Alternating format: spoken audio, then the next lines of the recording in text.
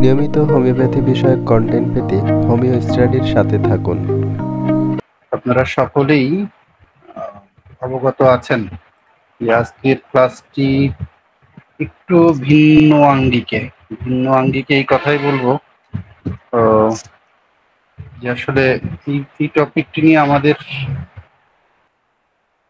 এত পরিমাণ ট্রিটমেন্ট করি আমরা, এবং সেটা বলা চলে ম্যাল ট্রিটমেন্ট করি।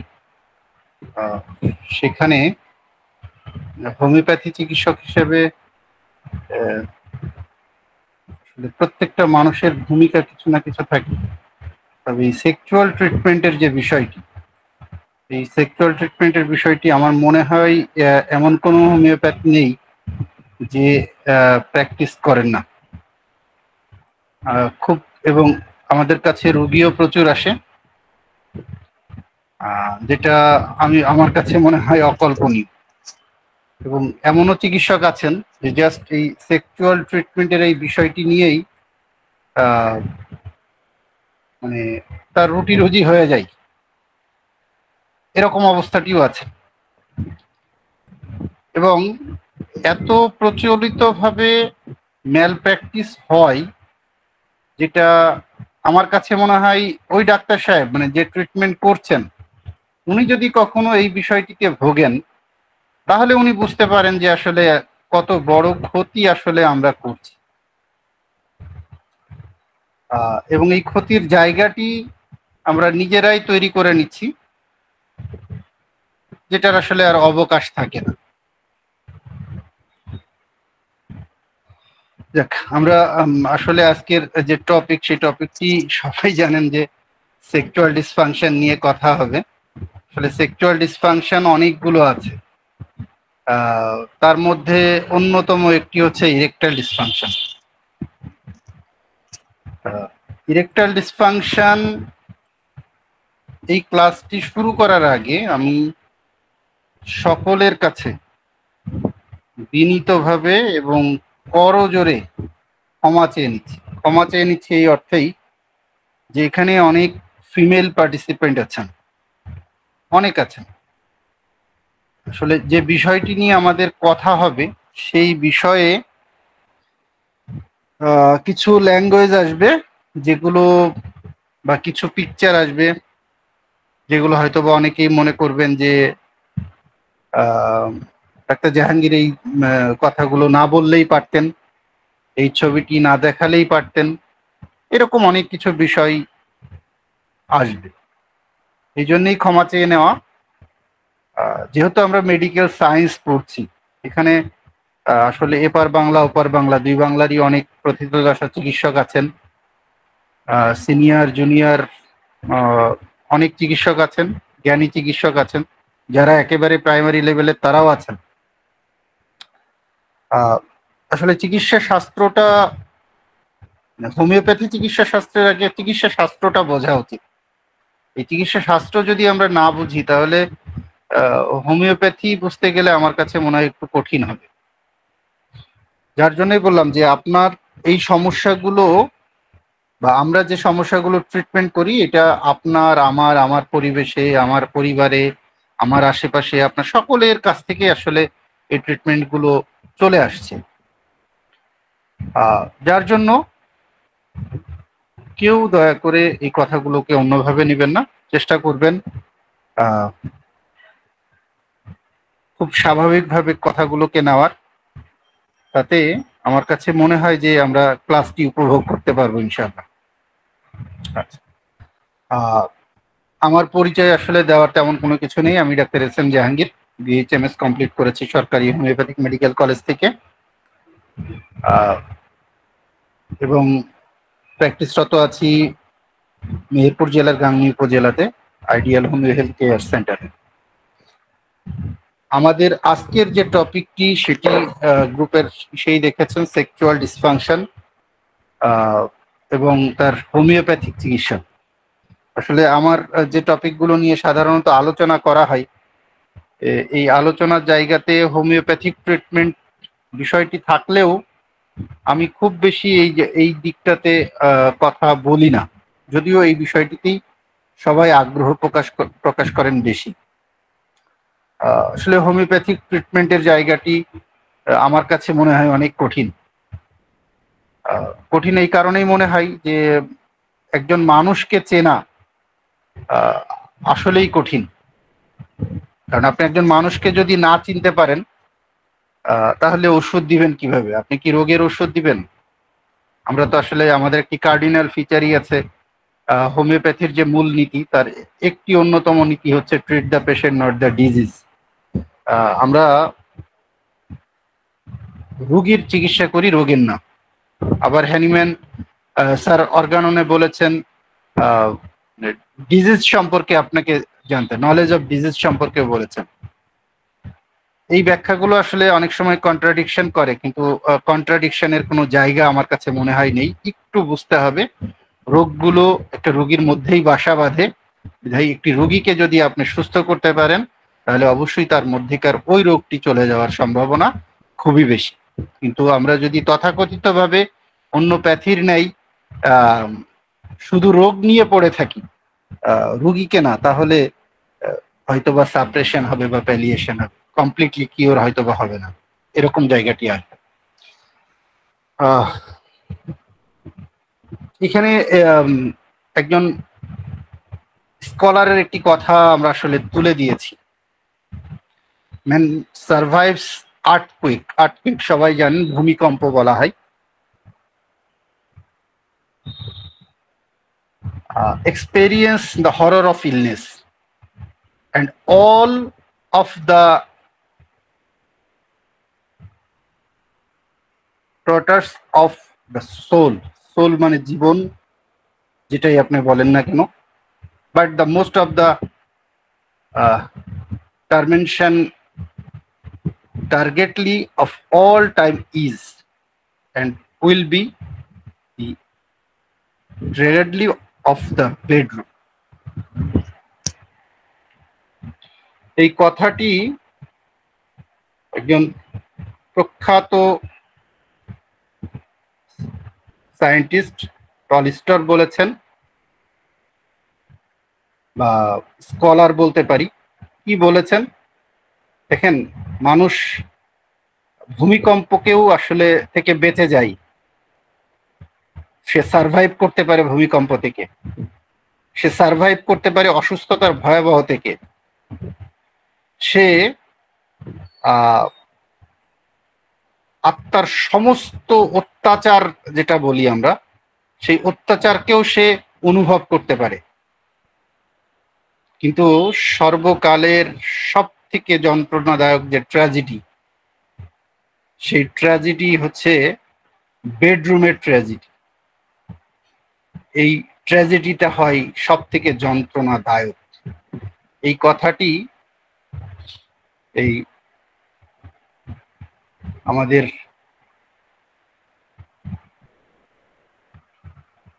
টলস্টয় বলেছেন। আমরা এই বেডরুমের যে যন্ত্রণাদায়ক বিষয়, সেই বিষয়ের একটি বিষয় হচ্ছে ইরেকটাইল ডিসফাংশন। আমরা ডেফিনেশনে কি বলছি একটু দেখেন। আসলে আমরা যদি ইরেকটাইল ডিসফাংশনের আগে একটু সেক্সুয়াল ডিসফাংশন নিয়ে কথা বলি, তাহলে বিষয়টি আমার মনে হয় পরিষ্কার হবে। সেক্সুয়াল ডিসফাংশন আমাদের বাংলাদেশের প্রেক্ষাপটে বেশ কয়েকটি ভাগে আমরা ভাগ করতে পারি। তার মধ্যে অন্যতম হচ্ছে ইরেকটাইল ডিসফাংশন। সেক্সুয়ালি ডিসফাংশন মানে তার সেক্সুয়াল যে লাইফ, সেক্সুয়ালিটি, এই জায়গাতে নর্মাল ফাংশন করে না। তার মধ্যে আমরা বলছি কি, এই যে erectile dysfunction, premature ejaculation, loss of libido এবং পেনিট্রেশন ফেলিউর। বেসিক্যালি এই চারটা, যদিও একটা অপরটার সাথে একেবারেই অঙ্গাঅঙ্গি ভাবে জড়িত, একটিকে ছাড়া আরেকটি হয়তো বা কল্পনা করা যায় না, এরকম একটি বিষয়। ঠিক তার মধ্যেই আমি বললাম যে অন্যতম একটি বিষয়, যদিও আমাদের কাছে ইরেকটাইল ডিসফাংশনের রোগীর থেকে বেশি আসে প্রিম্যাচিউর ইজাকুলেশন। অকালে বীর্যপাত, যেটাকে বাংলাতে বলা হয়, বা দ্রুত বীর্যপাত, যেটাই বলি না কেন। কিন্তু এই ইরেকটাইল ডিসফাংশন এবং প্রিম্যাচিউর ইজাকুলেশন বললাম দুটো একটা অপরটার সাথে অঙ্গাঅঙ্গি ভাবে জড়িত। কিছুটা পার্থক্য আছে, তবে ওই যে বললাম, যদিও আপনার বা আমাদের চেম্বারে প্রিম্যাচিউর ইজাকুলেশনের রুগী বেশি, কিন্তু ইরেকটাইল ডিসফাংশনের রুগীও কিন্তু কম নাই। ইরেকশন, আপনি উদ্দীপ্ত হওয়া, উদ্দীপনা জাগানো, খোঁচা দেওয়া, খাড়া হওয়া, এই জায়গাটা। তার মানে এর যদি আমরা কাব্যিক বা বইয়ের ভাষার ডেফিনেশনে যাই, the consistent inability to achieve, the consistent inability to achieve and or maintain an erection adequate for satisfactory sexual intercourse. তাহলে আপনারা সকলেই জানেন যে আসলে নতুন বিয়ে করার পরে বউ আর বরকে বাসর রুমে ঢোকানোর পরে কি হয় সবাই জানি। এই এক্সপেরিয়েন্স যারা বিয়ে করেছেন তারা সকলেই পেয়েছেন। কিন্তু তারপরেও কিন্তু আগ্রহান্বিত ভাবে অনেকেই ফাঁক ফোকর দিয়ে দেখার চেষ্টা করে, কথাগুলো শোনার চেষ্টা করে। তাহলে এই যে আমরা কথাটা বললাম যে সেক্সুয়ালি স্যাটিসফ্যাক্টরি সেক্সুয়াল ইন্টারকোর্স, তার মানে তাদের যে দৈহিক সম্পর্ক বা শারীরিক সম্পর্ক, এটার মধ্যে একটা স্যাটিসফ্যাকশন আছে। সেই স্যাটিসফ্যাকশনটা যদি কনসিস্টেন্টলি, একেবারেই ধারাবাহিকভাবে কম হতে থাকে, ইনঅ্যাবিলিটি, সে অ্যাবেল করতে পারে না, সে সক্ষম হতে পারে না, ওই অ্যাচিভটা, ওই জায়গাটা সে অর্জন করতে পারে না এবং সে মেনটেন করতে পারে না, সেটাকেই আমরা বলবো ইরেকটাইল ডিসফাংশন। কনসিস্টেন্টলি, একদিনের জন্য না।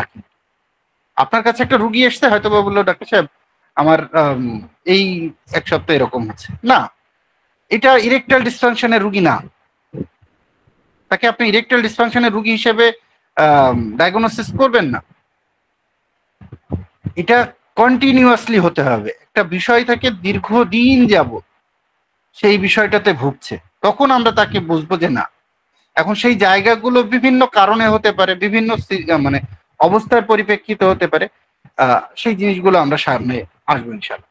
তাহলে আমরা এই যে ইরেকটাইল ডিসফাংশন, এই যে সেক্সুয়াল ইন্টারকোর্সের বিষয়ে কোন দুটো অর্গান জড়িত, আমরা জানি যে ফিমেল যে জেনিটাল অর্গান আছে আর মেল জেনিটাল অর্গান আছে। যেহেতু সেক্সুয়াল ইন্টারকোর্সের বিষয়ে ছেলে এবং মেয়ের বিষয়টি চলে আসছে, তাহলে এই যে জেনিটাল অর্গান, এই দুটো জেনিটাল, বিশেষ করে ফিমেল এবং মেল, এই দুটো জেনিটাল অর্গান সম্পর্কে আমাদের একটু, বিশেষ করে যেহেতু আজকে আমাদের ক্লাসটি হচ্ছে ইরেকটাইল ডিসফাংশন, সেই ইরেকটাইল ডিসফাংশন মূলত যে জায়গাটি আছে সেটা হচ্ছে আমাদের ছেলেদের পেনিসের বিষয়, পেনিসের উত্থানজনিত সমস্যা, মূলত বাংলায় যেটা আসে উত্থানজনিত সমস্যা। তাহলে আমরা একটু অ্যানাটমিটা একটু দেখে নিই, যে আমরা এখানে একটা ছবি দেখিয়েছি অ্যানাটমি অফ পেনিস। কি হয় পেনিস, দেখেন, is the organ by which the sperm is introduce into the female. এই পেনিস কি করে, স্পার্মকে ফিমেলের সাথে ইন্ট্রোডিউস করিয়ে দেয়, পরিচয় করিয়ে দেয়। স্পার্ম কোথায় থাকে, ছেলেদের মধ্যে থাকে, মেয়েদের মধ্যে থাকে না। এইটা কি দিয়ে তৈরি হয়, it contains spongy tissue that becomes rigid and erect when filled with blood. এইটা কিরকম, স্পঞ্জি টাইপ টিস্যু দিয়ে তৈরি, এবং এখানে যখন ব্লাড সঞ্চয় হয়, ব্লাডের আধিক্যতা দেখা দেয়, তখন সে ইরেক্ট হয়, খাড়া হয়ে যায়। ইরেকশন হচ্ছে দণ্ডায়মান হওয়া, খাড়া হওয়া, যেটাই বলে। এখন এই পেনিসের মধ্যে আমরা বললাম ইরেকটাইল টিস্যু, ইরেকশন মানে খাড়া হওয়া, তাহলে ইরেকটাইল টিস্যু থাকে দুটো, একটু খেয়াল করেন ছবিগুলো। এটা গ্ল্যান্ড অফ দ্য পেনিস, এর মাথাতে যে স্কিনটা থাকে সেটা ফর স্কিন বলা হয়। আচ্ছা, এখানে দুটো পার্ট, একটা হচ্ছে কর্পাস স্পঞ্জিওসাম আর একটা কর্পাস ক্যাভার্নোসাম। এই দুটো জিনিস মাথায় রাখতে হবে, কারণ ইরেকটাইল ডিসফাংশনের সাথে এই দুটো জিনিস জানতে হবে। তাহলে কর্পাস স্পঞ্জিওসা, দেখেন একেবারে এটা হচ্ছে ইউরেথ্রা, এই যে মাঝখানে সাদা লাইন, আমার কার্সারটি যদি খেয়াল করেন, এটা urethra, gland of the penis, just urethral opening. এই এখানে কি থাকছে, আমরা কি বললাম যে এই যে কর্পাস স্পঞ্জিওসাম, এই দেখেন এই যে একটু কালার ভিন্ন, এটা হচ্ছে কর্পাস স্পঞ্জিওসাম। এটা কি হচ্ছে, is the mass of spongy tissue which surround urethra চারিপাশে থাকে, and involves the erection by the allowing rushing of blood into it। যদি এর মধ্যে প্রচুর পরিমাণে ব্লাডের হ্রাস হয়, আধিক্যতা দেখায়, তাহলে এই ইরেকশন হয়। আর একটা কি, এই যে কর্পাস ক্যাভার্নোসা বা ক্যাভার্নোসামও বলে, এইটা দেখেন is one of the pair of sponge like region of erectile tissue which contain most of the blood in the penis during penile erection। যখন এটা ইরেকশন হয় তখন এর মধ্যে কি হচ্ছে, most of the blood vessel আসছে, মোস্ট অফ দ্য ব্লাড। এখন একটু আমরা এই প্রথমকার ছবিটা যাব, একটু খেয়াল করেন ছবিটা দেখেন, এটা ইউরেথ্রা, আমরা এটা ক্রস সেকশন করা আছে, এই যে দুটো, হ্যাঁ, কর্পাস ক্যাভার্নোসা, এই কর্পাস ক্যাভার্নোসার মধ্যে ক্যাভার্নোসাল আর্টারি আছে, একটু খেয়াল করেন, এই যে আর্টারি, এটা হচ্ছে ডিপ ডর্সাল ভেইন, এটা হচ্ছে ডিপ ডর্সাল আর্টারি, এগুলো হচ্ছে ভেইন, এইটা হচ্ছে লালটা আর্টারি। এই যে ভেইন, এই যে এখানে এটা একটা স্পঞ্জি টাইপ জিনিস, কিন্তু যখন ইরেকশন হয় তখন কি হচ্ছে, সে যথেষ্ট শক্ত হচ্ছে। তাহলে আমাদের আজকের যে আলোচ্য বিষয় সেটা হচ্ছে কি বললাম, ইরেকটাইল ডিসফাংশন। তাহলে ইরেকশন যদি না হয়, তার মানে এখানে এই ব্লাড ফ্লোয়িং যদি বেশি না হয়, এখানকার যে নার্ভাস নিউরোট্রান্সমিটার গুলো আছে এগুলো যদি সঠিকভাবে কাজ না করে, তাহলে আমাদের এই ইরেকশনটা আসবে না। মূলত হচ্ছে ফিজিওলজিক্যাল বিষয়গুলো এরকম। এখন আসেন normal male sexual function require কি কি লাগে, একটা মেল সেক্সুয়াল রিকোয়ারমেন্টে বা রিকোয়ারে কি লাগে, অ্যান ইনট্যাক্ট লিবিডো, তার যে কাম শক্তি, এই কাম শক্তি, আমরা বললাম লস অফ লিবিডো, একটা কথা বলেছিলাম প্রথম দিকে, সেক্সুয়াল ডিসফাংশন আমরা চারটা বলেছিলাম, loss of libido, premature ejaculation, erectile dysfunction এবং পেনিট্রেশন ফেইলিউর। ইরেকটাইল ডিসফাংশন হলে পেনিট্রেশন ফেইলিউর হবে, এটাই স্বাভাবিক। লস অফ লিবিডো থাকলে তার মধ্যে দেখবেন যে ওই প্রিম্যাচিউর ইজাকুলেশন আসবে বা তার পেনিট্রেশন ইরেকটাইল ডিসফাংশন আসবে। তাহলে ইনট্যাক্ট লিবিডো, তার যে কাম শক্তি, এই কাম শক্তি বা তার সেক্সুয়াল শক্তিটা কম যদি থাকে, তাহলে তার এই নর্মাল মেল সেক্সুয়াল ফাংশন থাকবে। তার মানে নর্মাল সেক্সুয়াল ফাংশন থাকার মূল একটা বিষয় হচ্ছে তার মধ্যে কি থাকবে, এই সেক্সুয়াল শক্তিটা বা যেটাকে বাংলায় কাম শক্তি বলে, এটা ইনট্যাক্ট থাকবে, অ্যান্ড ইনট্যাক্ট লিবিডো। ডিটার্মসনেস কি, আপনার যে এই যে তার মধ্যে যখন কাম শক্তি থাকবে, মানে সেক্সুয়াল ইচ্ছা থাকবে, সেক্সুয়াল ইচ্ছা থাকবে, তখন কে সে তার এই সেক্সুয়াল ইচ্ছা যখন মাথার মধ্যে আসবে, মনে আসবে, তখন কি হবে, তার পেনিসটা আস্তে আস্তে ইনলার্জ হবে, শক্ত হতে থাকবে, এটাই হচ্ছে ডিটার্মনেস। Ability to achieve and maintain penile erection, তার মধ্যে সক্ষমতা আসবে কি ওই পিনাইল ইরেকশনের। ডিটার্মনেস থাকলে কি হবে, তার এই পিনাইল ইরেকশনটা থাকবে, এই চারটা জিনিস। মানে এরপরে হচ্ছে ইজাকুলেশন, তার মধ্যে যখন পরিপূর্ণ ইরেকশন চলে আসবে একটা পর্যায়ে, যে তার যে বীর্যটা এটা বের হয়ে যাবে, এটা হচ্ছে ইজাকুলেশন। এই চারটা জিনিস।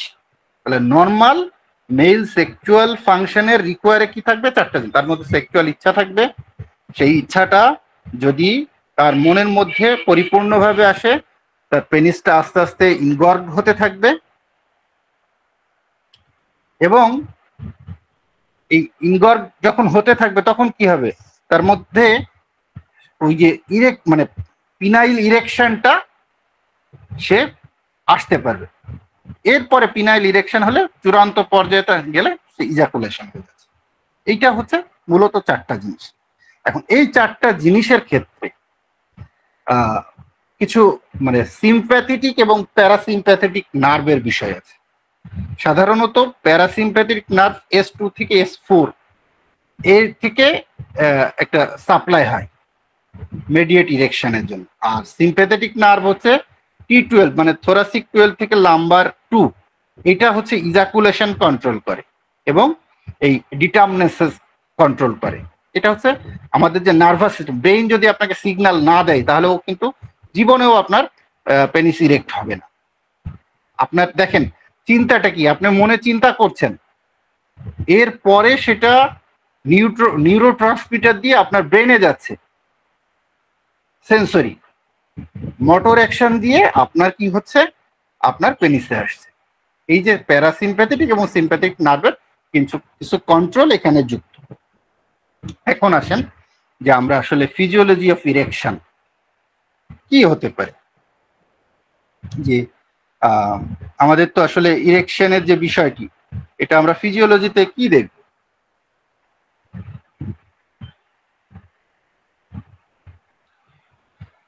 তাহলে ইরেকশনের ফিজিওলজি কি দেখেন, penile erection is a neurovascular event. Penile erection is a neurovascular event. Neurovascular তাহলে শুধু এটা যে ব্লাড ভেসেলে তা কিন্তু না, এর সাথে কি নিউরো মানে নার্ভও যুক্ত আছে। Neurovascular event modulated by the physiology psychological factor and hormonal status. তাহলে এর মধ্যে কিছু সাইকোলজিক্যাল ফ্যাক্টর এবং হরমোনাল স্ট্যাটাসও জড়িত। আপনারা সকলেই জানেন যে পুরুষদের হরমোন আমরা কি বলি, টেস্টোস্টেরনকে বলি। টেস্টোস্টেরন কি মেয়েদের থাকে না? মেয়েদেরও থাকে। ছেলেদের কি ইস্ট্রোজেন প্রজেস্টেরন থাকে না? তাও থাকে।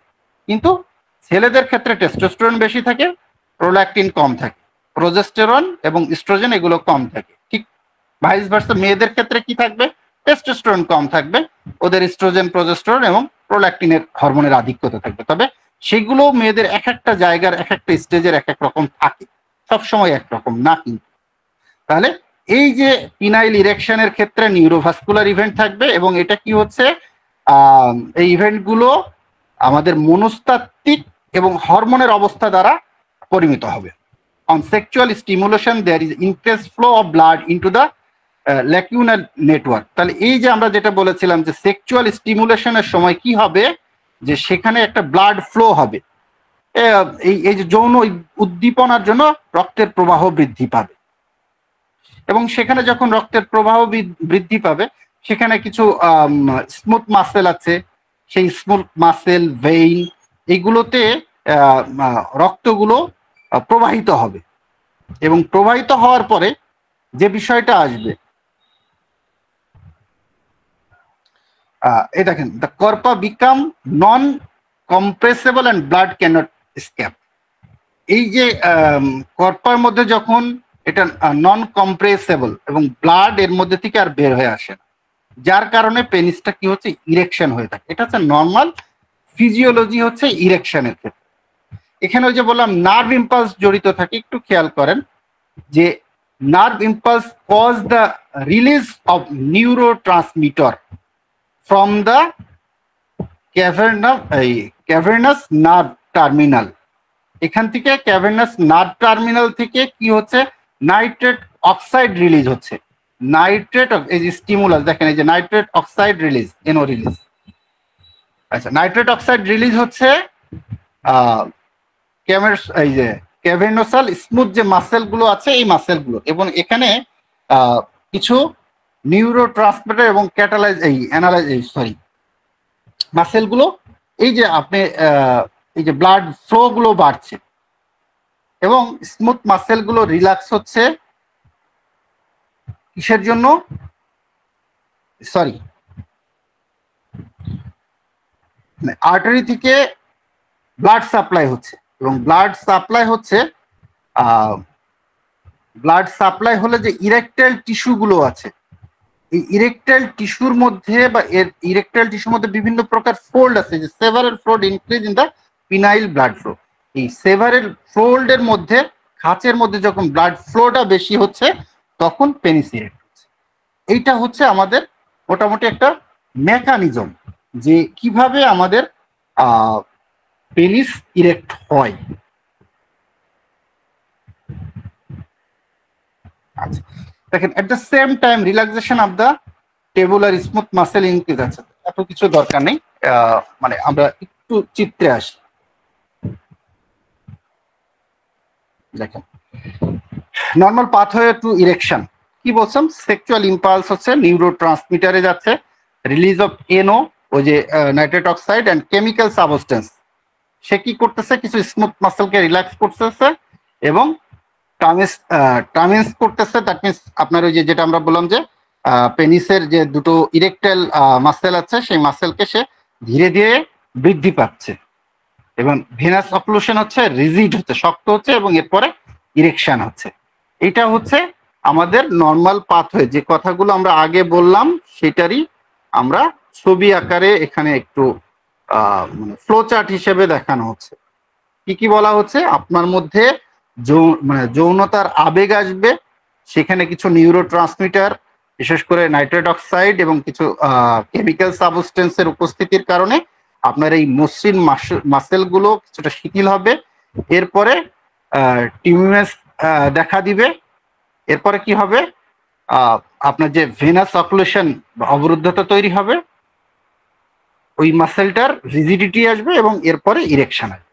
এটা হচ্ছে নর্মাল ফিজিওলজি। এখন এই জিনিসটা আমরা যে কথাগুলো বললাম, এই কথাগুলো যদি ব্যত্যয় ঘটে তাহলেই আমাদের মধ্যে এই ইরেকটাইল ডিসফাংশন তৈরি হবে।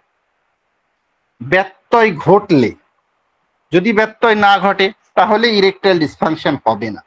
তাহলে এই ইরেকটাইল ডিসফাংশনকে আমরা কয় ভাগে ভাগ করতে পারি, দুই ভাগে। একটা হচ্ছে প্রাইমারি ইরেকটাইল ডিসফাংশন, একটা হচ্ছে secondary erectile dysfunction. Primary erectile dysfunction, secondary erectile dysfunction. Primary means কি, যেটা প্রথম থেকেই, একেবারে ফার্স্ট অ্যাটেম্প। দ্যাট মিন্স মনে করেন যে তার বিয়ের প্রথম দিন থেকেই বা তার যে পার্টনারের সাথে ইন্টারকোর্সে গেছে, তার প্রথম থেকেই সমস্যা। এখানে আবার কিছু সাইকোলজিক্যাল বিষয় আছে যেটা আমরা একটু পরে আসবো।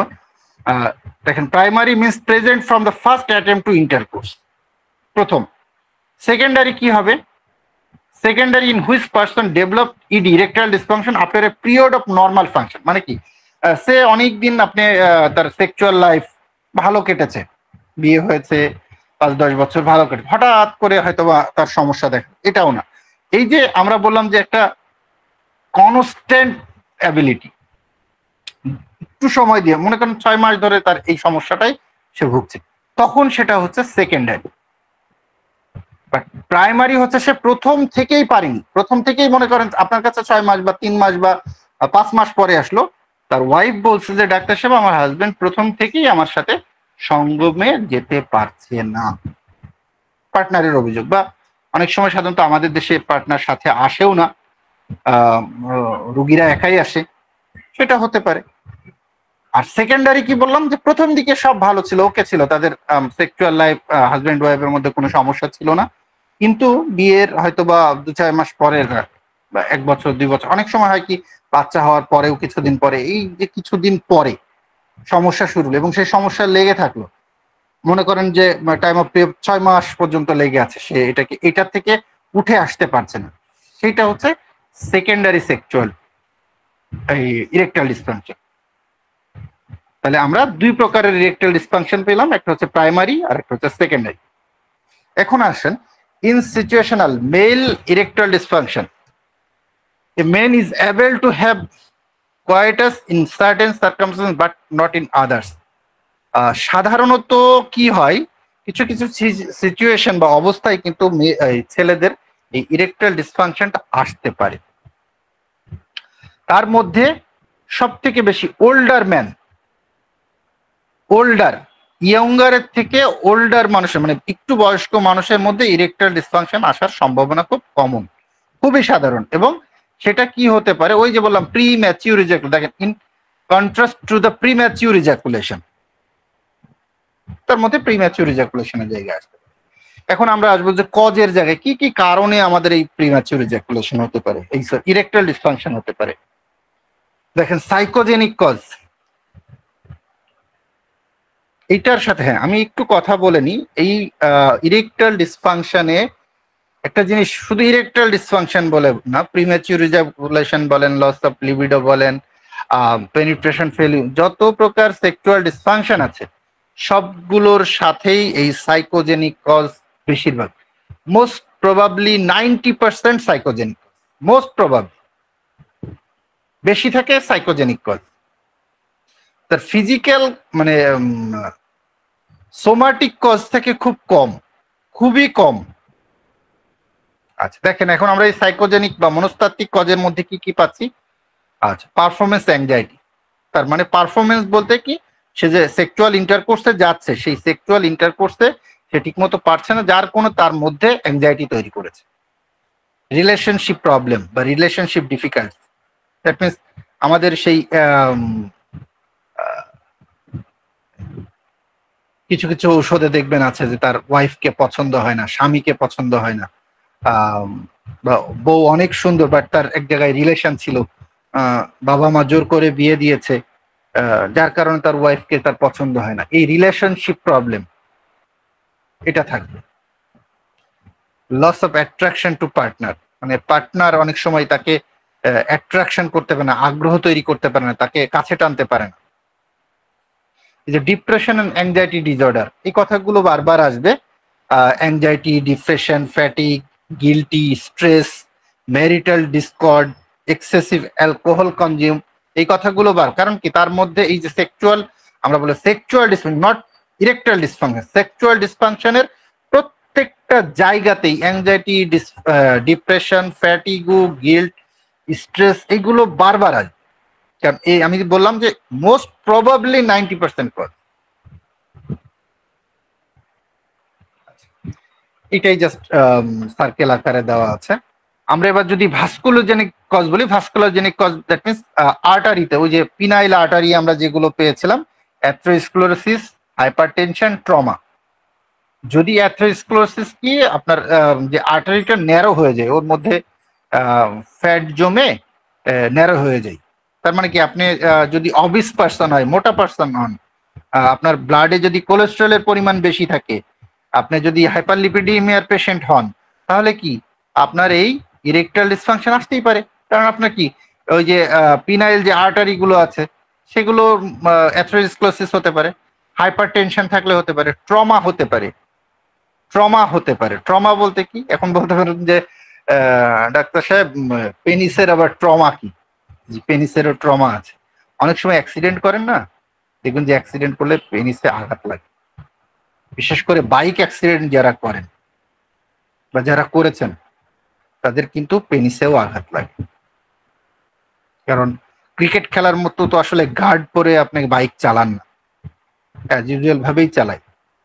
আপনার সাধারণত ক্রিকেট যারা খেলে দেখবেন যে ব্যাট করার সময় এবং পিছনে উইকেট কিপার তারা কিন্তু গার্ড পরে থাকে, তাহলে এখানেও কিন্তু আঘাত লাগতে পারে। caused by the other systemic disease and aging, aging বলতে বয়স, ওই যে আমরা একটি কথা বলেছিলাম বয়স, ওল্ড এজ, দেখেন old age, diabetes mellitus, chronic renal failure, that means kidney disease, coronary heart disease, এই ডিজিজগুলোর কারণেও আমাদের ইরেকটাইল ডিসফাংশন আসতে পারে। নিউরোজেনিক, নিউরোজেনিক দ্যাট মিনস স্নায়ু কেন্দ্রিক রোগ, স্ট্রোক বা অ্যালজাইমার ডিজিজ, স্ট্রোক হলে তাদের সেক্সুয়াল বা ইরেকটাইল ডিসফাংশন, সেক্সুয়াল ডিসফাংশন কম আসে। যাক, এখন একটি গল্প বলি এই কারণেই, এই যে স্ট্রোকের পেশেন্ট দেখবেন যে আসলে আমাদের হোমিওপ্যাথি ডাক্তারদের ক্ষেত্রে আমি জানি না আসলে আমার এই কথাটিকে কিভাবে নিবেন। অনেক ক্ষেত্রে আমি আসলে সোজা কথাই বলি যে আমরা চিটিং করি রুগীদের সাথে, আমরা রুগীদের সাথে চিটিং করি। কেমন চিটিং করি? আপনি একটু নিজে চিন্তা করেন, কোন রুগীকে আপনি কি বলেছেন যে আপনার এই ট্রিটমেন্ট এইভাবে হবে না, আপনার এটা করা যাবে না, এটা একটু বলে দেখেন না, চলে যাক, আপনার হয়তো ইনকাম কম হবে, কিন্তু একটু বলার চেষ্টা করেন। কারণটা কি দেখেন, আমি তখন সদ্য পাশ করার কিছুদিন পরেই চাকরি করতাম নারায়ণগঞ্জে, তখন আমার পোস্টিং ছিল। আপনারা দেখেছেন 2000 মানে 8 থেকে শুরু করে মোটামুটি 17-18 সাল পর্যন্ত টিভিতে অ্যাড দেওয়া হতো হোমিওপ্যাথি ডাক্তারদের, বিভিন্ন ডাক্তারদের অ্যাড দেওয়া হতো, এখনো হয় লোকালি, কিন্তু তখন ন্যাশনাল টিভিতে অ্যাড দেওয়া হতো। আমি এরকম একটি প্রতিষ্ঠানে চাকরি করতাম কিছুদিনের জন্য, যাই হোক, নারায়ণগঞ্জে পোস্টিং। ওখানে একদিন একটা ভদ্রলোক আসলেন, তাকে দুজন লোক ঘাড়ে হাত দিয়ে বলা চলে কোলে করেই নিয়ে আসছে চেম্বারে। প্রচুর রুগী দেখতে হয় এই সেন্টারগুলোতে। তা উনি, ওনার কথাটাও স্পষ্ট না। আমি প্রথমে ওনাকে দেখে মনে করেছিলাম যে প্যারালাইজড পেশেন্ট, হয়তো এই জন্য ট্রিটমেন্ট নিতে এসছে। ওনার ড্রাইভার, মানে উনি তো কথা বলতে পারছেন না, ওনার ড্রাইভারকে আমি জিজ্ঞেস করলাম, বা ওনার পিএ ছিল, উনি বিশিষ্ট বিশিষ্ট বিশিষ্ট ব্যবসায়িক একজন, বললে অনেকেই চিনবেন, কারণ ওনার বেশ কয়েকটি ইন্ডাস্ট্রি আছে নারায়ণগঞ্জে, গ্রুপ অফ কোম্পানির মালিক। তা ওনার পিএ আর ড্রাইভার দুজনের চোখাচোখি করছে, আসলে কে, আমি বললাম আসলে ওনার সমস্যা আমি তো বুঝতে পারছি না, একটু কাইন্ডলি আমাকে একটু বলেন ওনার সমস্যা, উনি কিসের জন্য আমাদের এখানে আসছে। তা ওনার ড্রাইভার আমাকে বলছে যে স্যার আসলে ওনার সেক্সুয়াল সমস্যা। সেক্সুয়াল সমস্যা মানে কিসের সেক্সুয়াল সমস্যা? তো উনি এই সেক্টর, আপনারা অ্যাড দেন না টিভিতে, এই জন্য উনি এসছেন, উনি টিভিতে দেখেছেন, তা এরপরে আমাদেরকে বলে যে এখানে এসছেন। জানি না, একটা প্যারালাইজড পেশেন্ট, আমি এই কারণে বলবো কমপ্লিটলি প্যারালাইজড পেশেন্ট, মানে কমপ্লিটলি বলবো এই কারণে, উনি যদিও একটু হালকা চলাফেরা করতে পারেন, বাট ওনার এর আগে এই স্ট্রোক হয়েছে 3 বার। ওনার হাত পা গুলো রিজিড হয়ে গেছে, শক্ত হয়ে গেছে প্রায়, উনি প্রপারলি নড়াতে পারেন না।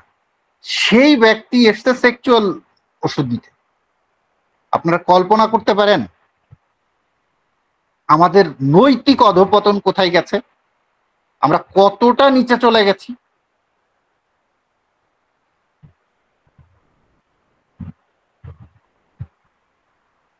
যাই হোক, ওনার প্রেশার মাপলাম, প্রেশার হাই।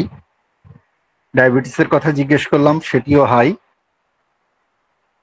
লাস্টে ওনাদেরকে আমি আসলে, যদিও ওই সেন্টারগুলোতে রুগী ফেরত দেওয়ার আসলে কোনো নিয়ম ছিল না, এটা মানে অফিসিয়ালি যে রোগী আসুক না কেন আপনাকে ওষুধ, আর বিল তো হতোই আলহামদুলিল্লাহ অনেক।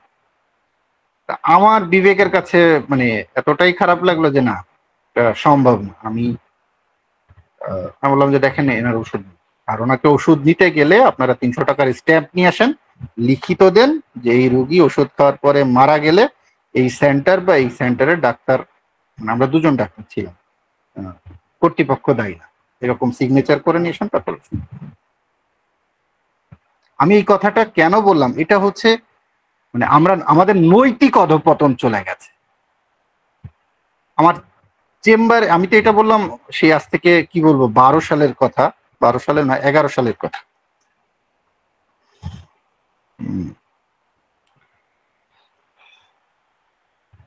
আমার চেম্বারে আমি একদিন বসে আছি, পেশেন্ট নেই এরকম, পড়ছি, একজন উঁচা লম্বা ভদ্রলোক ঢুকলেন চেম্বারে।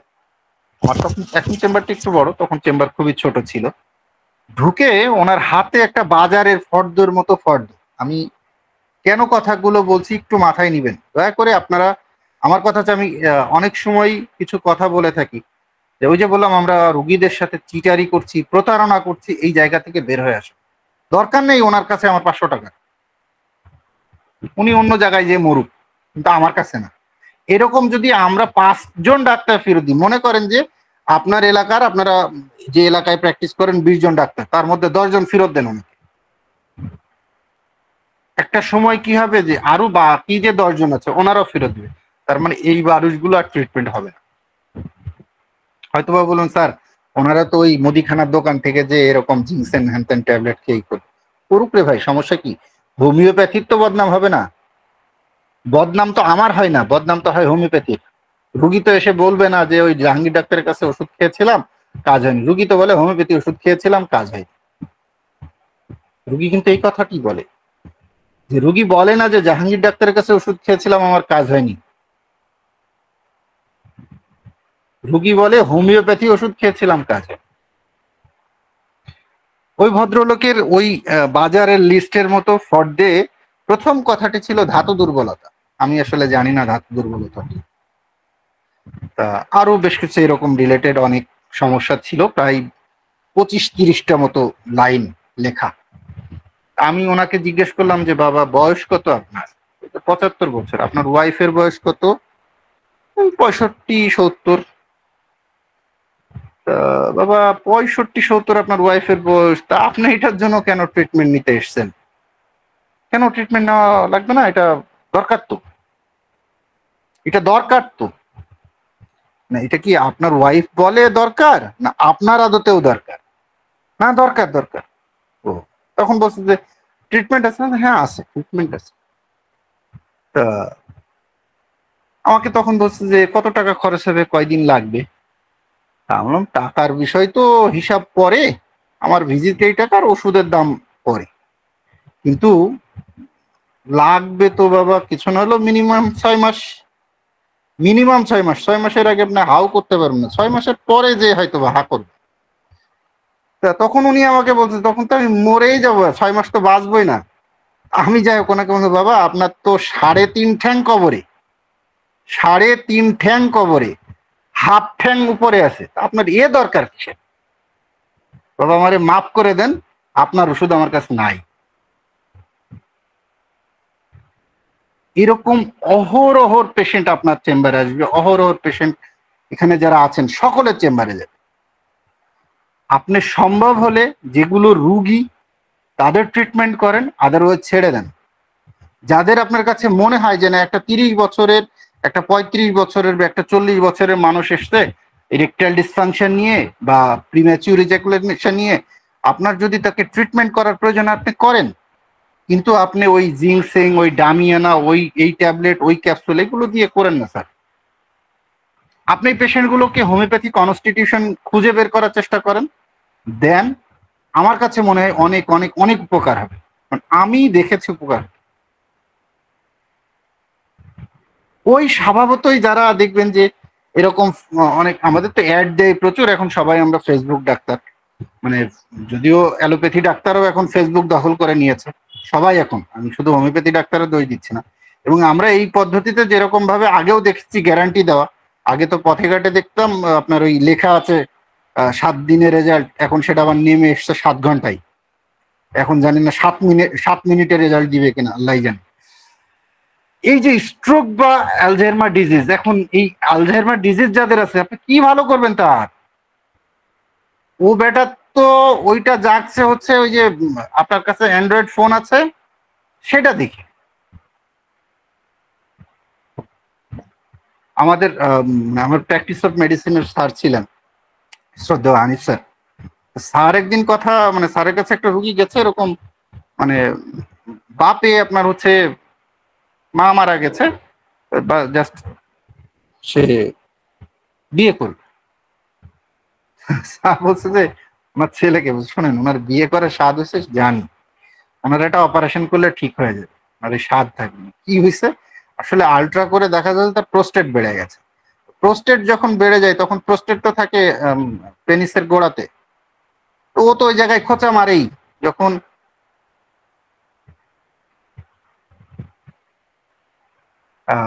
খোঁচা মারে, তা খোঁচা মারলে তো একটু ওঠেই বাবা।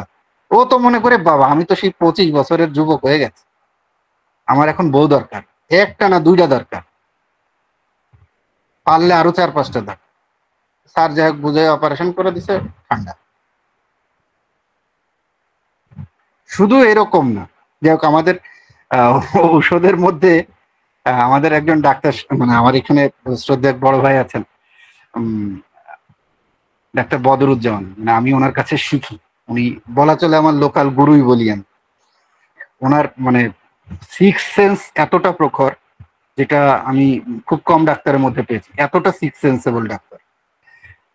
ওনার কাছে এরকম সেক্সুয়াল পেশেন্টের একটা হিস্ট্রি আমি এই এর মধ্যে বলছি। মানে ওই যে পেশেন্ট তার জামা এসছে ওনার কাছে ওষুধ নিতে,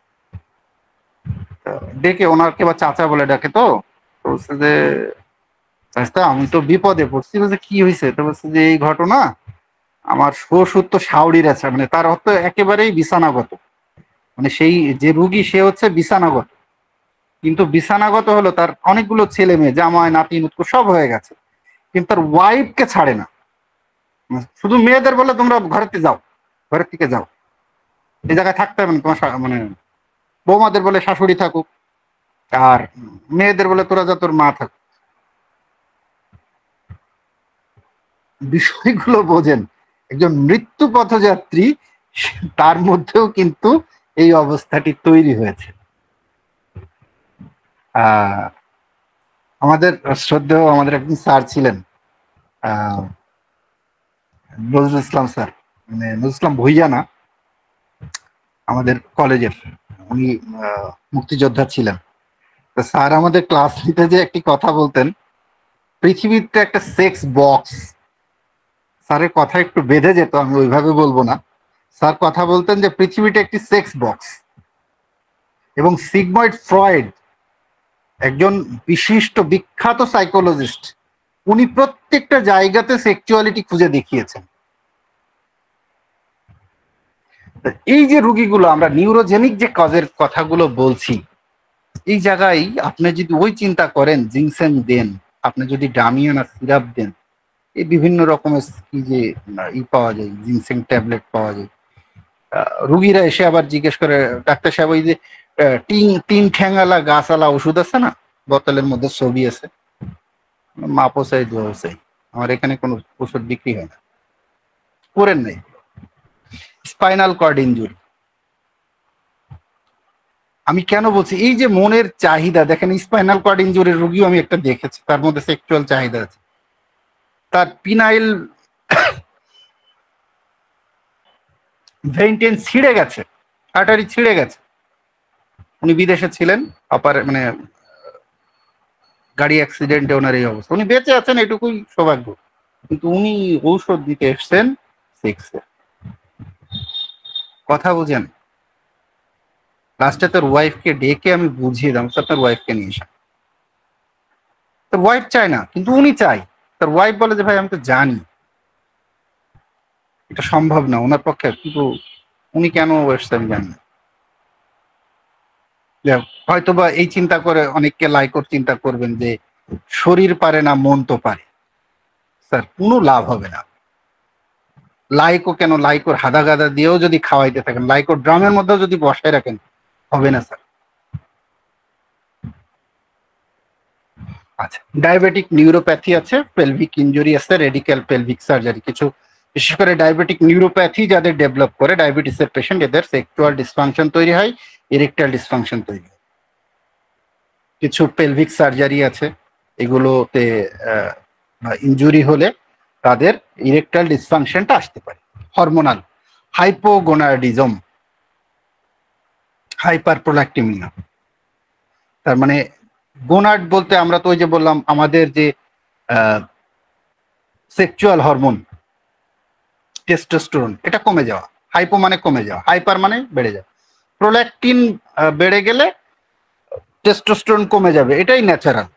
আবার টেস্টোস্টেরন বাড়লে প্রোল্যাক্টিন কমে যাবে, ছেলেদের ক্ষেত্রে এটাই নর্মাল। এইরকম হরমোনাল কিছু ডিস্টারবেন্স হলে আপনি অবশ্যই দেখবেন যে তার ইরেকটাইল ডিসফাংশন হচ্ছে। এবং আপনি ইয়াং এজের, আমি ইয়াং যে পেশেন্ট গুলো পেয়েছি তাদেরকে সিরাম টেস্টোস্টেরন করিয়েছি, দেখছি হ্যাঁ সিভিয়ারলি কম, সিভিয়ারলি কম, অনেক কম। এখানে আমাদের শ্রদ্ধেয় তারিক স্যার আছেন, বিশেষ করে স্যার এইসব মেডিসিন গুলোর মানে বলা চলে মাস্টার স্যার, এই জায়গাগুলোতে খুঁজে এই ডেফিসিয়েন্সি পূরণগুলোকে চিন্তা করে অনেক সময় একেবারে স্পেসিফিক মেডিসিন দিতে পারেন বা চিন্তা করতে পারেন, চিন্তা করতে শেখান আমাদেরকে। ড্রাগ, এখানে সিগারেটের ছবি দেওয়া আছে, দেখেন, তার মানে সিগারেট স্মোক করলে সেক্সুয়াল কমে।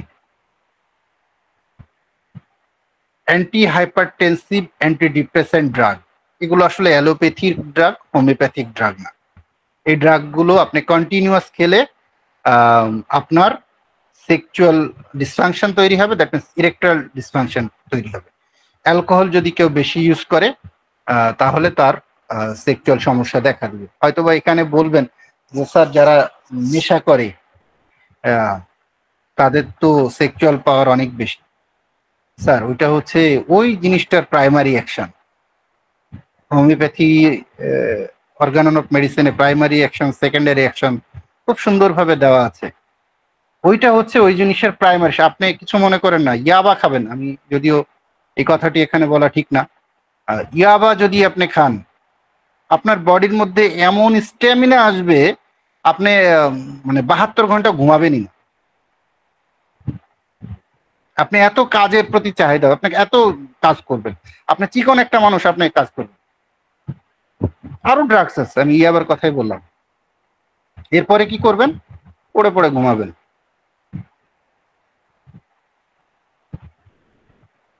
যাক, আমরা যেন এরকম কোনো কিছু না করি কখনোই।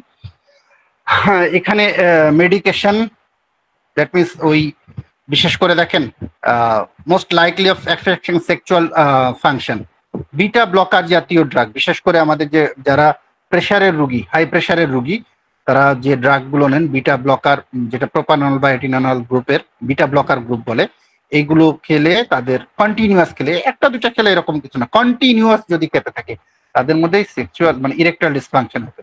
স্ট্রেন, ডায়োরিটিক্স, ডায়োরিটিক্স এটাও আপনার প্রেশারের একটা গ্রুপ, অ্যান্টিডিপ্রেসেন্ট, অ্যান্টিসাইকেট্রিক ড্রাগ, মানে মানসিক কেন্দ্রিক যে ড্রাগগুলো সেগুলো দীর্ঘ সময় ধরে যদি কেউ খায়, যেমন এই যে calcium channel blocker, AC inhibitor, এগুলো সবই হচ্ছে অ্যালোপ্যাথি ওষুধের গ্রুপ। বিশেষ এখানে যেগুলো আছে সেগুলো হচ্ছে প্রেশার কমানোর জন্য এবং অ্যান্টিডিপ্রেসেন্ট গ্রুপ। এগুলো কন্টিনিউয়াস খেলে তার ইরেকটাইল ডিসফাংশন হবে হবে হবে, নিশ্চিত থাকেন। দেখেন এখানে এই যে আমরা কজগুলোকে একটু দেখিয়েছে, যে কার্ডিওভাস্কুলার ডিজিজ দেখেন 33%, ডায়াবেটিস, ঠিক আছে, মেডিসিনাল প্রজেক্ট, এটা একটা চার্ট দিয়ে দেখানো হয়েছে, আর কিছু না। আমরা আসলে খুব বেশি সময় আছে। সিদ্দিক স্যার, আমরা শেষ করব কতক্ষণে? স্যার আপনি কন্টিনিউ করুন, আপনার যতক্ষণ লাগে। আমরা দেখেন রিস্ক ফ্যাক্টর, আমরা কিছু স্লাইড এসে স্কিপ করে যাই, মানে অনেক স্লাইড তো, প্রায় 45টা স্লাইড আছে। রিস্ক ফ্যাক্টর কি কি আছে? এজিং, বয়স। এখন ওই যে যে কথাটা আমরা বললাম 75 বছর, শুধু 75 বছর না, আমি এই যে উদাহরণগুলো দিচ্ছি এটা আমার জীবনের থেকে এবং অন্য ডাক্তারের জীবনের থেকে আমি তুলে ধরার চেষ্টা করছি। কয়েকদিন আগে, এই হয়তোবা সপ্তাহ 3-4 হবে বা এক মাসের কিছুদিন বেশি হবে, তো একজন মানে এসছেন আমাদের এখানে, উনি বেশ পপুলার একজন মানুষ, যদিও ফিনান্সিয়ালি ওরকম না, কিন্তু ফেস খুব তার পপুলার। উনি এসে সালাম দিলেন, আমার অনেক অনেক অনেক সিনিয়র, চাচা বলে ডাকি, ওনার ছেলে হচ্ছে আমার ফ্রেন্ড। তা উনি বলছে যে বাবা একটা রোগের জন্য তো এক জায়গায় ওষুধ খাই, আমার আরেকটি সমস্যা আছে, সেটির জন্য সেখানে ওষুধ খেয়েছি 3 বার, কিন্তু উন্নতি হয়নি। চাচা কি মানে ওনার এই কথা বলা তো আমার একটু মাথায় চলে এসেছে। আমার চাচা কি সমস্যা? তা বলছে যে সেক্সুয়াল সমস্যা। আমার চাচা বয়স তো 60 ক্রস। হ্যাঁ হ্যাঁ, 65-70-এর কাছাকাছি। চাচির বয়স কাছাকাছি হবে। চাচি কি এটা নিয়ে আপনাকে কোনো ডিমান্ড করে? না না না না। আপনার খুব খুব ডিমান্ড মনে হয়? না বাবা। আচ্ছা তাহলে এই ওষুধটা এখানে খান তো দেন, আর কখনো কোথাও চেয়েন না। এটা আপনার কোনো সমস্যা না, এটা আপনার বয়স হয়েছে, এটা স্বাভাবিক। উনি যেহেতু ড্রাইভিং এ জব করেন, এবার বুঝতে পারছেন তার জবের যে জায়গাটি, সেই জায়গাটিতে আসলে কি হতে পারে। তাকে যা বোঝাইলাম, সে চলে গেল আলহামদুলিল্লাহ। এই যে এজিং, এটা আপনাকে মাথায় রাখতে হবে।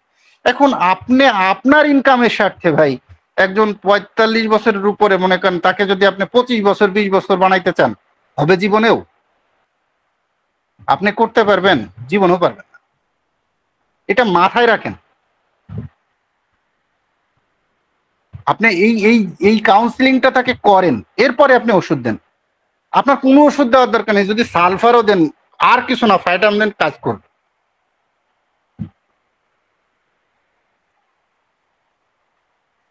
মাস্ট বি কাজ করবে। অনেক পেশেন্ট আছে তারা দীর্ঘদিন এরকম মানে ওষুধ খেয়ে খেয়ে আমাদের কাছে আসে। এই থিওরিটা আমি অবশ্য জানতাম না, ওই যে বদর ভাইয়ের কথা বললাম, ওনার কাছ থেকে শেখা। উনি বলতেন যে জাহাঙ্গীর কিছু না, তুমি ওই ট্যাবলেট সিম্পলি নাপা ট্যাবলেট দিবা, প্রতিদিন রাত্রেটাকে নাপা ট্যাবলেট খাই, মানে নাপা ভেঙে দিবা। আমি আর নাপা ট্যাবলেট দিতাম না, আমি পরীক্ষার জন্য ডিপ্লেটেড ব্ল্যাঙ্ক ট্যাবলেট গুলো পাবেন, দেখবেন যে মোটা, একেবারে ওই মোটা মোটা ট্যাবলেট। অন্যান্য কোম্পানির গুলো একটু ছোট, ডিপ্লেটেড ব্ল্যাঙ্ক ট্যাবলেট গুলো আবার মোটা। আমার কাছে বেশ কয়েক প্রকারের ব্ল্যাঙ্ক ট্যাবলেট আছে, তো ডিপ্লেটেড গুলো আবার মোটা, বেশ মোটা ট্যাবলেট। আমি এরকম একটা মানে বেশ কয়েকটা পেশেন্টকে এরকম, আচ্ছা এটা একটা করে রাখতে পারেন, ওই ওষুধ। হ্যাঁ, ভালো কাজ। এবং ইভেন একটা রুগীতে এসে বসে, ডাক্তার সাহেব কি ওষুধ দিলেন, এ তো আমি মানে অন্যরকম অবস্থা। কিন্তু তাকে এর আগে প্রচুর পরিমাণে এই এক্সাইটিং ড্রাগ খাওয়া, আমি অন্য কিছু করিনি, ওনাকে জাস্ট সালফার 10 ml দুটো ডোজ দিয়ে আমি ফাইটাম দিয়েছি আর এই ওষুধ দিয়েছি। আপনি প্রতি রাত্রে 2টা করে খাবেন। আর কিছু বায়োকেমিক্যাল, আমি অবশ্য এখানে অনেকেই বলবেন স্যার হোমিওপ্যাথি তো বায়োকেমিক্যাল স্থান নেই, আমি ক্ষমা চেয়ে নিচ্ছি। আসলে ট্রিটমেন্টের স্বার্থে অনেক সময় বিপথা অবলম্বন করেছি। তবে হ্যাঁ, এরকম করি নাই যে অনেক খারাপ কিছু, এটা না। ব্ল্যাঙ্ক ট্যাবলেট বেশি দেওয়া হয়েছে, ফাইটাম তো আসলে বিভিন্ন প্রকারের তৈরি করাটাও আমাদের লোকালি সমস্যা। তাহলে এই এজিংটা মাথায় রাখবেন। ক্রনিক ডিজিজ কন্ডিশন দেখেন, এখানে একটু পাশে ব্র্যাকেটে কিছু কথা লেখেছে, ব্যাখ্যাগুলো অনেক। Heart disease, এইচটিএন, hypertension, diabetes mellitus, peripheral vascular disease, এগুলো 1.8 টাইমস, মানে একটা একটা রেশিও দেওয়া আছে, এরা এত পার্সেন্ট ভোগে। স্মোকিং, অ্যালকোহল ইউজ, অবিসিটি, ছবিতে দেখছেন মোটা একটা মানুষ দেওয়া আছে, ডায়াবেটিস, মাথা ব্যথা, কাজেই দেখেন ফ্যাট ফুড খাচ্ছে। ল্যাক অফ ফিজিক্যাল অ্যাক্টিভিটিস, যারা কায়িক পরিশ্রম কম করে, আমাদের ডাক্তার সাহেব আমরা কায়িক পরিশ্রম কম করি। ডিপ্রেশন, আচ্ছা। এলিভেটেড কোলেস্ট্রল, যাদের কোলেস্ট্রল, দ্যাট মিনস হাইপারলিপিডিমিয়ার পেশেন্ট, যাদের কোলেস্ট্রল বেশি, তারা এই ডায়াবেটিস, এই সরি ইরেকটাইল ডিসফাংশনে ভুগেন। শ্রদ্ধেয় এক স্যার লিখেছেন, স্লাইড দেখা যায়, আপনি বের হয়ে আবার ঢুকেন, দেখতে পাবেন স্লাইড দেখা যাচ্ছে। আমরা হিস্ট্রি নিব। হিস্ট্রি কি নিব দেখেন, medical history, surgical history, psychiatric history, medication history, smoke, alcohol. আচ্ছা, তাহলে এই যে তার সমস্ত বিষয়গুলো আপনাকে জেনে নিতে হবে। সে কোনো ওষুধ খাচ্ছে কিনা, তার কোনো অপারেশন হয়ে গেছে কিনা, সে কোনো মানসিক সমস্যায় ভুগছে কিনা, তার স্মোকিং হিস্ট্রি এবং অ্যালকোহল হিস্ট্রি, এই জিনিসগুলো অবশ্যই জানা উচিত। এখন অ্যাসেসমেন্ট করবেন কিভাবে? এই অ্যাসেসমেন্টের জায়গাটি আসলে আসতে হবে আপনাকে, আমাকে, সবাইকে। জি,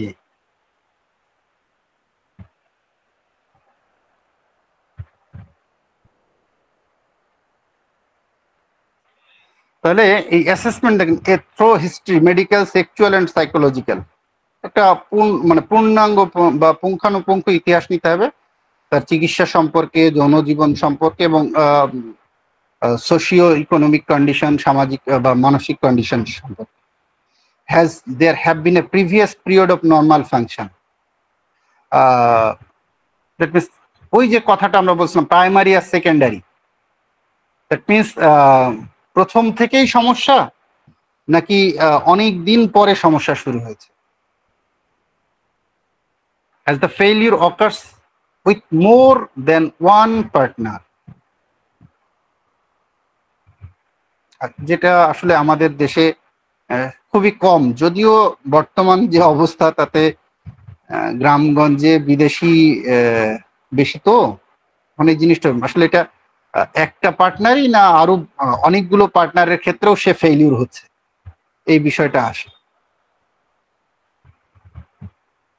does erect occur during foreplay? Foreplay সম্পর্কে সকলেই জানেন যে সেক্সুয়াল অ্যাক্টিভিটিজ এর আগে আসলে যে বিষয়গুলো করা হয় সেক্সুয়াল অ্যারাউজের জন্য, তার পার্টনারের সেক্সুয়াল অ্যারাউজনেসের জন্য যে বিষয়গুলো করতে হয় সেগুলোকেই বলি হচ্ছে ফরপ্লে। এই জিনিসগুলো আপনার মধ্যে নিয়ে আসতে হবে। এখন আমরা কিছু প্রশ্ন করব।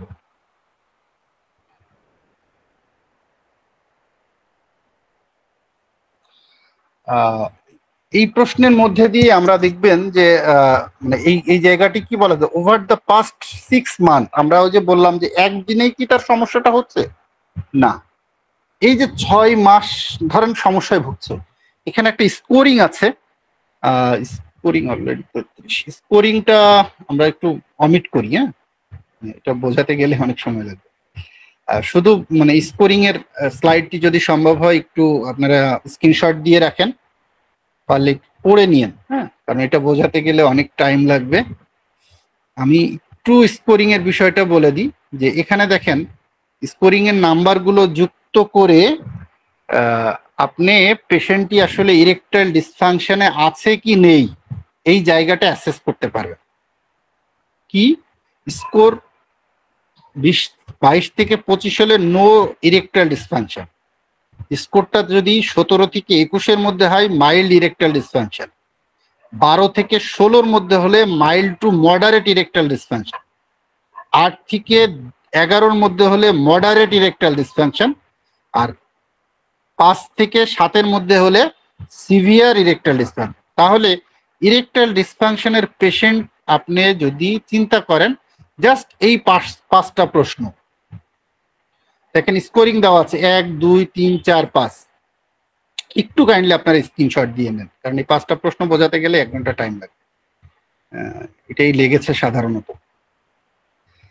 এটা একটু এখন আপনি এক্সামিন করবেন কি,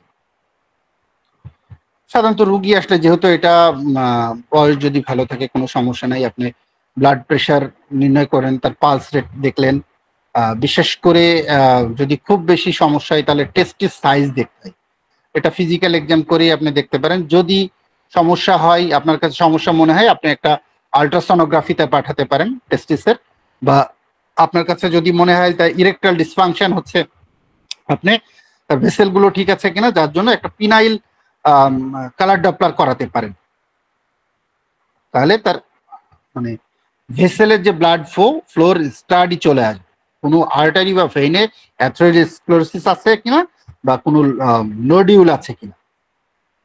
কারণ পেরিনেয়াল প্লাগ যদি থাকে, ফাইমোসিস যদি থাকে, তাহলে তার ইরেকটাইল ডিসফাংশন আসতে পারে। এবং আপনি পেশেন্টের কাছ থেকে secondary sexual character, that means একটা মানুষ বয়ঃসন্ধিকালের শুরু হওয়ার সময় যে সেক্সুয়াল ক্যারেক্টার গুলো ধীরে ধীরে উদ্ভাবিত হয় সেগুলো আপনি জেনে নেবেন। ইনভেস্টিগেশন কি করবেন আপনি, ওই যে বললাম সিরাম টেস্টোস্টেরন, সিরাম প্রোল্যাক্টিন। সাধারণত টেস্টোস্টেরন যদি কম থাকে তাহলে দেখবেন প্রোল্যাক্টিনটা বেড়ে গেছে। আচ্ছা, স্ক্রিনিং প্রোফাইল কি, আপনি ব্লাড সুগার টেস্ট করবেন, ডায়াবেটিস লেভেল, লিপিড করবেন, কারণ লিপিডের পরিমাণ যদি বেশি থাকে তাহলে আপনার ইরেকটাইল ডিসফাংশন হতে পারে। Thyroid function test T3 T4 TSH, ঠিক আছে, সাধারণত TSH প্রথমে করে যদি তার ডিসফাংশন পান তাহলে আপনি T3 বা T4 এ যেতে পারেন, আর যদি রোগীর আর্থিক সামর্থ্য থাকে তাহলে সবগুলো দিতে পারে। তবে একটা বিষয়, হোমিওপ্যাথি ডাক্তাররা যদিও এই টেস্টকে খুব বেশি গুরুত্ব দেয় না, আমি একটা জিনিস মনে করি, আপনি আপনার প্র্যাকটিস জীবনে টেস্টকে একটু গুরুত্ব দিয়ে দেখেন, দেখবেন যে অনেক অনেক অনেক কিছু পাবেন। আচ্ছা, আমরা আর এদিকে যাব না। ট্রিটমেন্ট অফ ইরেকটাইল ডিসফাংশন, এখন এই ট্রিটমেন্টে আসি। আমরা জেনারেল মেজার করব, সাইকোসেক্সুয়াল থেরাপি দিব, ড্রাগ থেরাপি দিব, ভ্যাকুয়াম ডিভাইস, সার্জিক্যাল ট্রিটমেন্ট। মূলত ইরেকটাইল ডিসফাংশনের যেটা ডেভিডসন অনুসারে বলা হয়, জেনারেল মেজার করবেন আপনি psychosexual therapy. Psychosexual therapy is মানে মোস্ট ইম্পর্টেন্ট। ইভেন পিজিতে যে সাইকোলজি ডিপার্টমেন্ট আছে, ওখানে দেখবেন এই সাইকোসেক্সুয়াল থেরাপিও পেশেন্টকে কাউন্সিলিং করা হয়। ড্রাগ থেরাপি যদি প্রয়োজন হয়, এখন অ্যালোপ্যাথিতে খুবই সীমিত ড্রাগ, এবং এই ড্রাগগুলো কিন্তু খুব বেশি দিন তারা চালানোর কথা বলে না। এখন ডিভাইস বা সার্জিক্যাল ট্রিটমেন্ট গুলো আলাদা। এখন এখানে ট্রিটমেন্টের অ্যালগোরিদম দেওয়া আছে। আপনি ট্রিটমেন্টের মধ্যে কিছু জেনারেল মেজার তাকে রেস্ট্রিকশন দিবেন, স্মোকিং বাদ দিতে বলবেন, অ্যালকোহল বাদ দিতে বলবেন, তার ওয়েট লস করাতে বলবেন। যদি অবিস পিপল হয়, মোটা সোটা হয়, বিএমআই বেশি হয়, তাহলে তাকে কমাতে হবে, এক্সারসাইজ করতে হবে। সাইকোসেক্সুয়াল থেরাপি, যে বললাম most important. Then even if cause of ED, erectile dysfunction, is physical, the patient will develop psychosexual issue. Psychosexual issue থাকলে ফিজিক্যালি এই ইডিটা ডেভেলপ করে। Performance anxiety, sentence focus exercise, relationship counselling. এখন আসেন আমাদের homeopathic treatment. Homeopathic ট্রিটমেন্টে কি করবেন? Repertory আপনার কাছে আছে, আপনাকে সহায়তা করবে। আমি অতিরিক্ত কোনো কিছু এখানে তুলে ধরি নাই, জাস্ট কয়েকটি রুব্রিক্স এখানে তুলে, জাস্ট এই জায়গাটি একটু খেয়াল করেন।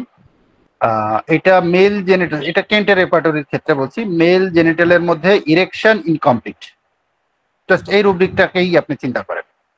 আমরা যেহেতু ইরেকটাইল ডিসফাংশন, অনেক রুব্রিক্স আছে, কিন্তু ইরেকশন বা ইরেকশন ইনকমপ্লিট, কমপ্লিট না।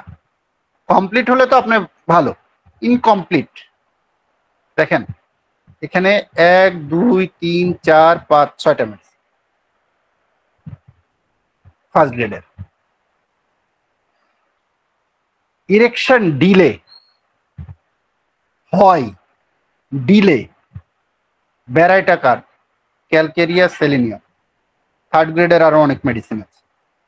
সেকেন্ড গ্রেডে দেখেন এখানে অনেকগুলো মেডিসিন আছে, অ্যাগারাকাস, ব্যারাইটাকার, ক্লাডিয়াম, ক্যালকেরিয়া, ক্যামফোর, কোবাল্টাম, হিপার। তাহলে আপনার ক্ষেত্রে, আপনি পেশেন্টের ক্ষেত্রে যে মেডিসিনটি তার হিস্ট্রি নিয়ে পাবেন, আপনি সেখানে যাবেন। শুধু আছে যে লাইকো দিতে হবে, অ্যাগনাস কাস্ট দিতে হবে, সেলেনিয়াম 3x দিতে হবে, টিটিনিয়াম 3x দিতে হবে, না, নাথিং এলস। অনেক সময় এই জাতীয় কেসে মাদার টিংচার ব্যবহার করে আমাদের ডাক্তাররা, অনেক বেশি অনেক বেশি। একটু সরে আসেন না, একটু পটেন্সিতে আসেন। আমি একটা পেশেন্টকে অ্যাগনাস কাস্ট M/1 এখান থেকে প্লাসিং মেথডে চালিয়েছি, প্লাসিং মেথডে M/1 4.5 মাস পরে পেশেন্ট কমপ্লিটলি কিওর। লাস্টে সালফারের একটা ডোজ দিয়ে ছেড়ে দিয়েছে।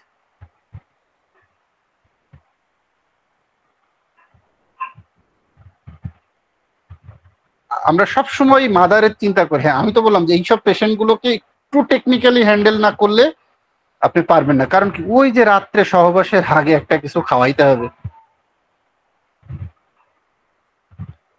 আপনি যদি এইটা না করেন তাহলে পাবেন না।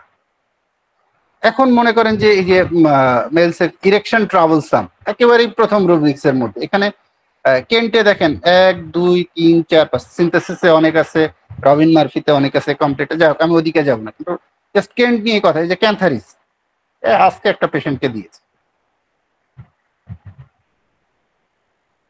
আমার কাছে। আমরা খুব সহসাই নাক্স ইউজ করি, সালফার ইউজ করি, খুব সহসাই, খুব বেশি ইউজ করা হয়।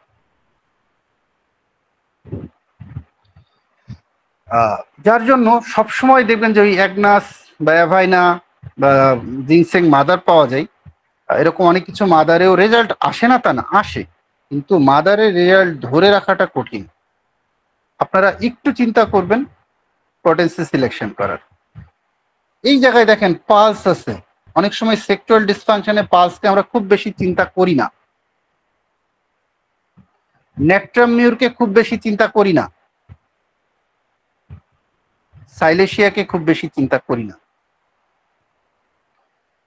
রাস্টক্স থার্ড গ্রেডে আছে, খুব বেশি চিন্তা করি না। আপনি অবাক হবেন,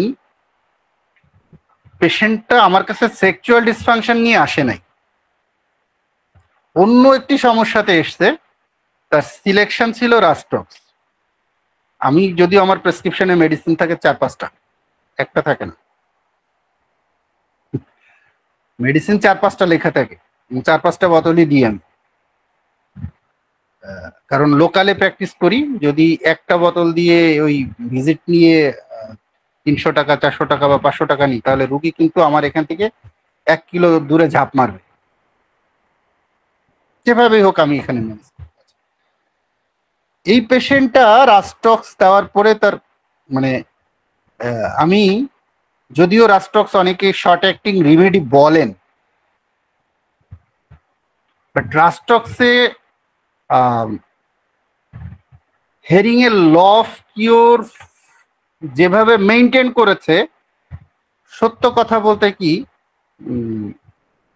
আজকে শ্রদ্ধেয় মানে ডাক্তার অমরনাথ স্যারের কথা একটু মনে হচ্ছে যে ওনার আমি একটা থিওরি ফলো করে ওনাকে এই রাস্টক্স দিয়েছিলাম। পেশেন্ট বললাম না যে লাস্টে যখন সে কমপ্লিটলি কিওর, তখন আমাকে সে বলছে, ডাক্তার সাহেব আমি আমার একটা সমস্যার কথা আপনাকে বলি নাই, কিন্তু আমি আর সেই সমস্যাটা বুঝে পাই না, আমার আর এখন কি সমস্যা ছিল। আমার সেক্সুয়াল সমস্যা ছিল, বিশেষ করে প্রিম্যাচিউর ইজাকুলেশন, এটা ছিল। যদিও মানুষটার বয়স 55, কিন্তু এই প্রিম্যাচিউর ইজাকুলেশনটা তার অনেক আগে থেকেই ছিল। তার বয়স যখন 30-35 তখন থেকেই ছিল। এই সমস্যাটা আমার এখন অনেকটা কমে গেছে। তাহলে দেখেন, আমরা ট্রিটমেন্ট করি একটা রোগের, ভালো হয় আর একটা রোগ। আমি ওই যে আমাদের শ্রদ্ধেয় বদর ভাইয়ের কথা বলেছিলাম, দেখেন এই যে হায়োসিয়ামাস, ওই পেশেন্টকে হায়োসিয়ামাস দিয়েছিলেন ভাইয়া, পেশেন্ট ভালো হয়েছিল। এখন যাক, এর ব্যাখ্যা বিশ্লেষণ হয়তো যাব না, তবে কিছু কিছু জায়গাতে পটেন্সি মেডিসিন খুব ভালো কাজ করে। এখানে একটাই প্রতিবন্ধকতা, বা যেটাকে আমরা বলি অবস্ট্রাকেল টু কিওর, সেটা হচ্ছে রুগী আমাদের কাছে ধৈর্য ধরে থাকে না, ধৈর্য ধরে সময় দেয় না। এইটা হচ্ছে আমাদের বড় মানে অপারগতা বলবো, যার কারণে আমাদের ডাক্তার সাহেবরা এই বিভিন্ন রকম সেক্সুয়াল এক্সাইটিং ড্রাগে অভ্যস্ত হচ্ছেন। সেই জায়গা থেকে বের হয়ে আসবেন, এটুকুই আশা রাখি। ধন্যবাদ সকলকে। আসসালামু আলাইকুম।